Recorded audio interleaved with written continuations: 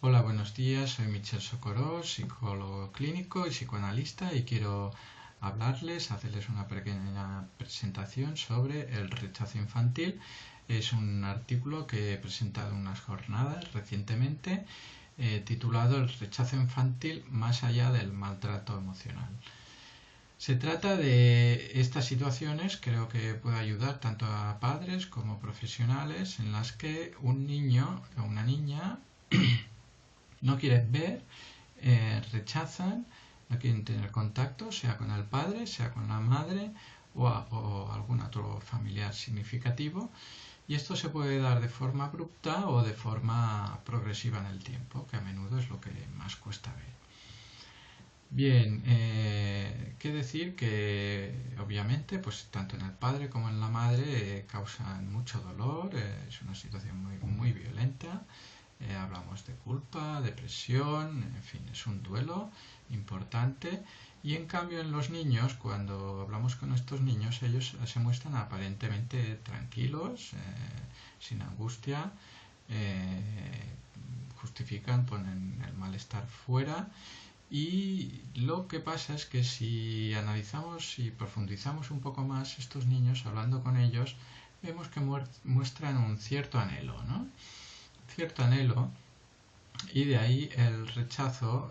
Bueno, no quiere decir que no los quieran, ¿no? Ellos te pueden decir que quieren a su padre o quieren a su madre, pero no lo quieren ver. Y bueno, aquí pues tampoco el odio necesariamente hace desaparecer el amor, ¿no? Podemos pensar, hay que entenderlo como una demanda, ¿no? Como una demanda de amor, ¿no? Este rechazo.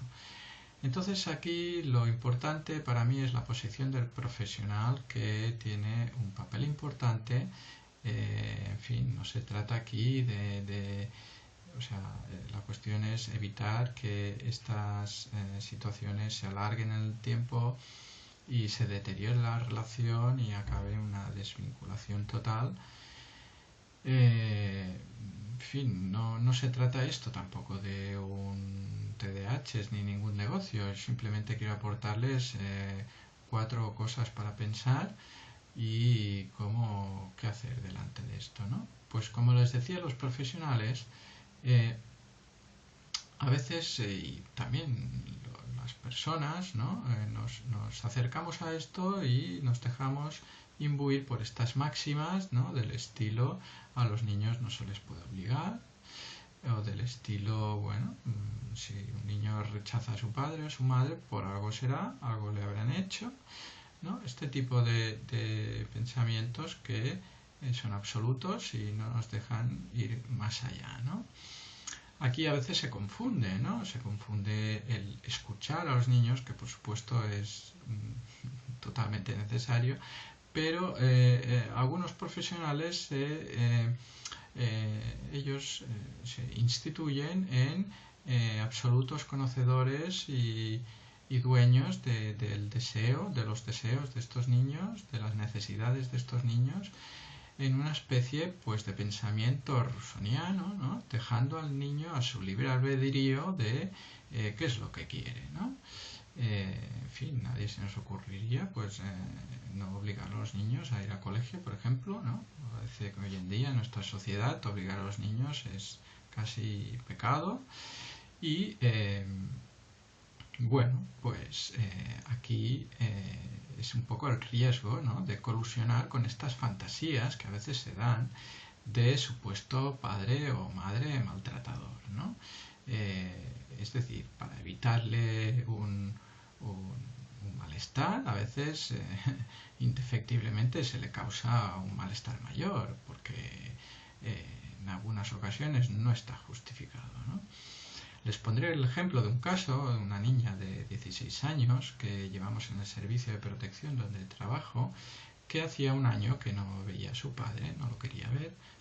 Supuestamente decía que su padre la maltrataba, la insultaba, etcétera. Este era un discurso que escuchaba de su madre, y esta niña estaba atendida en servicios de salud mental, iba al hospital de día, había tenido intentos de suicidio, no iba a colegio, estaba con esta medida de hospital de día. Y bueno, pues aquí se dio una disparidad de criterios entre el equipo de salud mental, el equipo de protección, y con los informes que se tuvieron que elevar al juzgado, finalmente el juez decretó unas visitas controladas conjuntamente con los servicios de protección y de salud mental, que era una situación difícil, pero se tuvo que hacer porque el juez lo pidió así. Y bueno, pues fue muy rápido la vinculación, es decir, el padre empezó a hacerle preguntas a su hija, esta respondía con monosílabos, pero progresivamente los dos fueron, bueno, acabó muy bien, y posteriormente esta chica pues normalizó la relación con su padre hasta el punto de que se hizo un cambio de custodia. Habían otros elementos de negligencia con la madre que de alguna forma estaban tapados o encubiertos por esta situación supuestamente pues tan vistosa y aparatosa, ¿no? Esto es un ejemplo de cómo explicarles que yo les propongo pensar en estos factores, digamos, externos, ¿no? Cuando podemos pensar que también hay situaciones de maltrato, por supuesto aquí, cuando hay un maltrato del padre o de la madre, pues el niño, por supuesto que esta respuesta defensiva del rechazo es contingente, es adaptativa, y bueno, sería un poco estos niños que como sienten que como tú no me quieres, pues responden con la misma moneda, ¿no? Pues yo no te quiero, aunque a veces no sea así, pero su forma de defenderse, ¿no? Entonces, lo que pasa es que cuando no podemos explicar esto por el maltrato, hay que pensar en los factores internos, ¿no? Factores del mundo interno del niño sería, bueno, pensar la psicología del niño.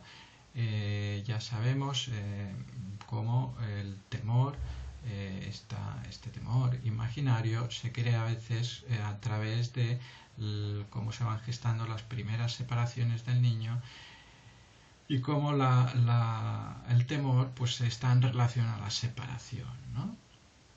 Temor a lo desconocido, temor a, en fin, son temores, de ahí hay que pensar los aspectos fóbicos que se pueden estar desarrollados o relacionados, o incluso aspectos más patológicos, más que tienen que ver con la paranoia. Y bueno, ya ver aquí si hay mecanismos disociativos que haya que tener en cuenta. Lo que pasa es que no siempre todo es patología, y evidentemente que el rechazo también tiene que ver con situaciones normales, situaciones, pues niños que tienen conocimiento de aspectos de su padre, de su madre que bueno, pues rechazan, o bueno, por ejemplo, la adolescencia misma que implica por efecto de la desidealización de los padres, pues un rechazo, ¿no? Los padres son un rollo, son unas broncas, son unos viejos. Bueno, y esto en familias normales, pues obviamente se tolera, se entiende y no crea más problema, ¿no? Pero a veces hay personas que les cuesta más. Luego, aparte de los factores internos, el tercer elemento serían los factores relacionales, que tienen que ver con la dinámica familiar, donde el prototipo sería la alienación parental o las separaciones conflictivas, ¿no?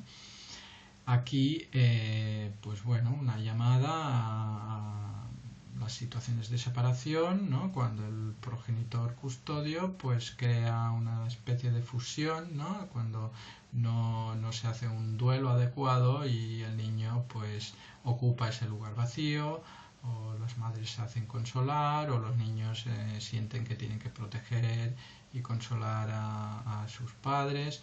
Bien, aquí sería un poco lo que nos dice Beatriz Salzberg en su libro Los niños no se divorcian, aunque bueno, la realidad muchas veces no es así, ¿no?